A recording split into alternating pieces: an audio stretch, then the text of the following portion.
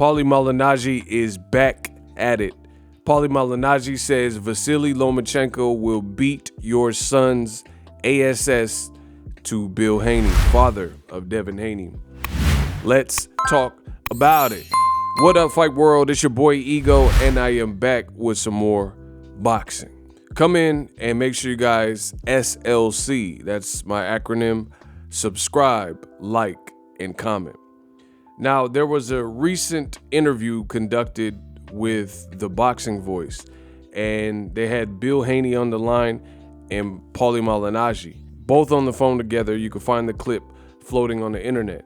And in this clip, Paulie Malignaggi was like, you got to let me talk. I'm just going to paraphrase for you guys. He was like, you got to let me talk, Bill. And he says, you want to bet $100,000 that your son, Devin Haney, will fight Lomachenko. I'm saying bet $100,000 that Vasily Lomachenko will beat your son's butt. And he didn't say butt, he said ASS. Now, my thoughts are very simple. It seems that Paulie clearly has an agenda against Devin Haney. And this is typical old media stuff and behavior. Why do I say that? Reason being is you're damned if you do and you're damned if you don't.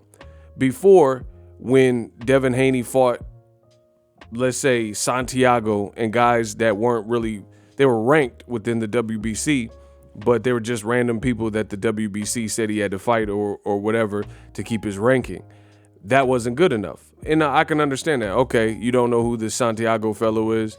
He got blonde hair. He's not a big name in the sport of boxing. He's just some ranked guy. So people said, Devin Haney, you got to step it up. Devin Haney did just that, fighting a former champion who dropped Vasily Lomachenko that Paulie Malignaggi loves so much and gave him a very tough fight. And you can really argue that Linares could have been up at the time where he got stopped. But okay, Lomachenko came back and stopped him. It happens. But Devin fought him. Beat Jorge Linares easily, right? At his more natural weight. Not 140 where he got stopped in some of his old fights, right? So Devin Haney, that wasn't good enough, fighting a former champion. They said you need better names. He fought a better name. But for some reason, that wasn't good enough.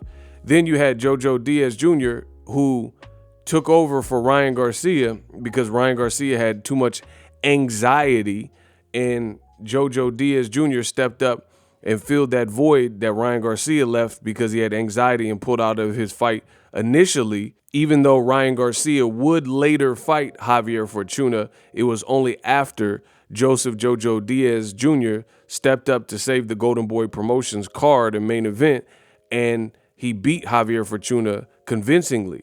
Then now all of a sudden, after Ryan Garcia gets to watch the performance that Jojo Diaz Jr. put on versus Javier Fortuna and showed he was beatable because he clearly beat him. And you got to keep in mind, at the time, boxing is about the timing, because there's a lot of people, they play these like foolish games. When Zab Judah is losing to Carlos Baldomir, or when Floyd Mayweather fought him, that's at a specific time. That's when Floyd and Zab were fighting Carlos Baldomir, and he was a proper champion and ranked guy. Later, when a next generation fighter like Canelo comes, he fought Carlos Baldomir. He was 40, 41 years old, and Canelo knocks him out. So again, boxing is about timing. Let's not act like when Canelo fought Kermit Cintron, this is the same Kermit Cintron that fought and gave tough fights to Sergio Martinez and was in the prime of his career, right? So people want to play these games. At the time, Javier Fortuna was widely considered a dangerous foe and kind of an avoided guy and a boogeyman at the lightweight. So you got to give Jojo Diaz Jr. a lot of props for fighting Javier Fortuna. Nonetheless, he beat him, and he beat him cleanly. And then Jojo Diaz was supposed to fight Ryan Garcia at the Staples Center. Ryan again pulls out, different reason. He says his hand requires surgery, so he won't be able to fight Jojo Diaz. Now, Jojo Diaz, the world knew that the Ryan Garcia's fight was like moments from being announced. but then Ryan pulled out again. 2 fights in 1 year, he pulled out for different reasons.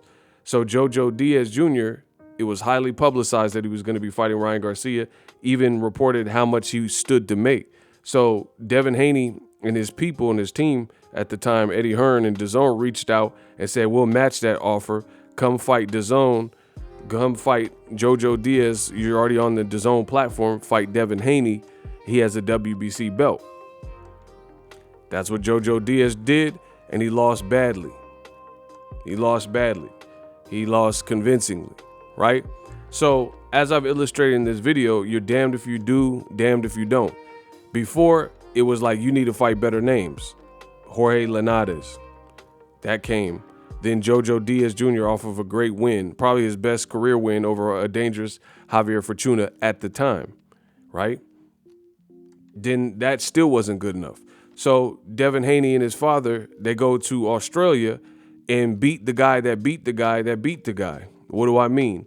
Lomachenko, who Paulie Malignaggi is constantly in praise of, lost convincingly to Teofimo, who then had a hometown fight in New York and lost convincingly to George Kambosos Jr., and that's where Devin Haney stepped in, and the belts changed hands yet again because Devin took the fight. Members of his team couldn't come to Australia for different reasons. You could go look at those older videos. I'm not going to rehash every little lucid detail, but the bottom line is Devin Haney stepped up to the plate in a major way, left his promoter, signed a top-ranked 3-fight deal, and he demolished George Kambosos in 2 different ways at home. And then now people, they move the goalpost again, guys like Paulie Malignaggi, and they'll try to make it like George Kambosos is not a good fighter or he wasn't a true champion. But ironically enough, that argument sounds stupid because Lomachenko himself wanted to fight under virtually the same terms. Lomachenko said he was willing to go to Australia to fight George Kambosos Jr. under the same terms. The only reason Devin Haney came into the fold is because Devin Haney lucked out, and there was an unfortunate situation in Ukraine where they were being invaded by Russia. So Lomachenko decided that it's not a proper time for him to be worried about resuming his career. He's an able-bodied person, and he wanted to, stay home and help in any way that he can, right? But the point is, Lomachenko was going to do the same thing and fight Kambosos in Australia. And guess what? Guys like Paulie Malignaggi likely would have given Lomachenko a ton of praise for beating George Kambosos Jr. But Devin Haney does it in 2 different ways. First, it was kind of just boxing smart jab in the first fight, and then he roughed him up and cut his scalp, and he was bleeding profusely. And then now people like Paulie Malignaggi and old media still have something negative to say about Devin Haney. So he was the Gmail champ and the email champ. Now he's undisputed champ. People are still hating. Before he fought any names, then they said fight a name. He fought Linares. He fought Jojo Diaz Jr., as I illustrated in this video. Then he fought Kambosos, who beat Tio, who beat Loma, and he did it twice in his backyard, and yet we're still seeing this disrespect from people like Paulie Malignaggi, and it's really laughable. Subscribe to the channel. I'm the best in the business, and I'm out. Introducing Super Thanks. Right here on the official Boxing Ego YouTube. Super Thanks allows you, the viewers, to show a little bit of extra gratitude, which enables me as a full-time content creator to push out the content you need in the world of boxing. Underneath all the videos, you will see a heart with a $sign in it. You can enter any amount that you find suitable as a super thanks. A brand new, interactive, and colorful way to get your comments highlighted and noticed by not only myself, but other people on the YouTube platform. Super thanks, a unique and cool way to show and applaud us full-time content creators. Hopefully you guys enjoy the content. Super thanks. The future is now. The Hibernation 5s by Kenichi Bear. Hybrid gaming and lifestyle headphones. Out of the box, you can connect to any console or PC. Bluetooth ready with a low latency USB adapter, color RGB, and extreme bass mode. The Hibernation 5s adjust to you. Whether you need a gaming, travel, gym, or lifestyle headphones, the Hibernations got you covered. The new Hibernation 5s, link in the description. Customize the way you hear the world. Welcome to the nation. Are you tired of your YouTube videos not getting any views? Well, consider TubeBuddy. I've used TubeBuddy for years to scale up my YouTube channel. Now we're sitting over 200,000 subscribers. TubeBuddy is a browser extension that offers a ton of built-in productivity and time-saving services to take your channel to the next level. Use my link in the description to get started with TubeBuddy and level up your channel faster. We working.